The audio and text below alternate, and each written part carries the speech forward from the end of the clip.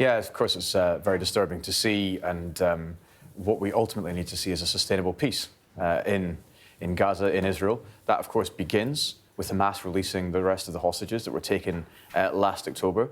That is the starting point for, I think, where we will need to get to if we're going to have a sustainable and lasting peace in the region. But, of course, that's what we want to see. And, of course, it's very dispiriting to see bombs falling yet again in a part of the world that has suffered too much death and destruction over the past few decades. We're waiting to hear for the details of the pensions reform, from the Pension Secretary on the welfare reform. The gist of what we're expecting, do you think the Conservatives will largely support?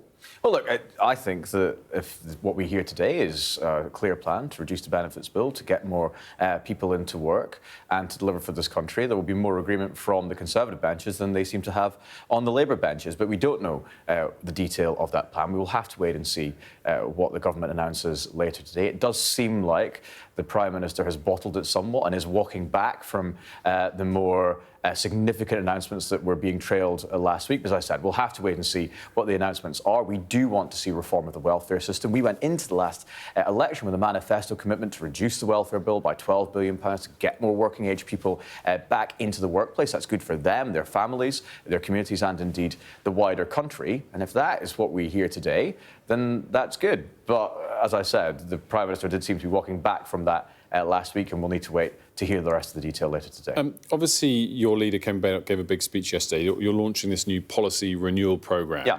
This is to start thinking about new policies? Honestly, what has been going on for the last few months? This is the start of forming policies. Well, look, it's only been 9 months since the general election, only roughly 4 months since Kemi became leader. We are at the beginning of the process now of doing the hard work of developing the policies, winning back the trust of the British people, so that in 4 years' time, when we go to them asking them who they want to govern Britain, they look seriously at the Conservative Party as an alternative to this failing government. That is a long, hard task ahead of us, and that's what we're announcing at the beginning of today. I think it's eminently sensible and a very positive step. How long does it take to form a policy from today?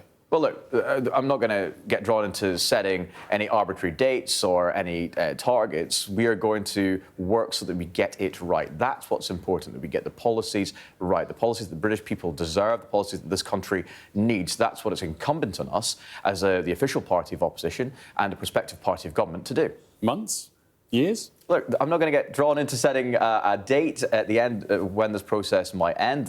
The really important thing is that we get it right, and that's going to be done by speaking to experts in the various fields, by talking to members, not just of Parliament, but of the wider party, and indeed members of the public who will want to feed into our policy renewal programme so that we can develop the policies that this country needs. And just on your area, yesterday it sounds like the target to reach net zero is I know we haven't got the policies yet, but is going to be dropped from the Conservatives. Is that something you wish Boris Johnson and Rishi Sunak had done? Well, look, the policy to reach it by 2050, setting an arbitrary date, is going to be dropped. Of course, we want to leave the world in a better place than the one in which we inherited it. That's an inherently conservative belief. But setting an arbitrary date, an arbitrary target to reach that is actually impossible. And that's what Kemi's going to say later today. It's impossible without bankrupting this country or making us more reliant on overseas interests for our energy needs. Look where Ed Miliband is today, surrendering our energy sovereignty to the People's Republic of China. We're going to become more reliant on imports of gas to keep the lights on in this country from the USA, from Norway,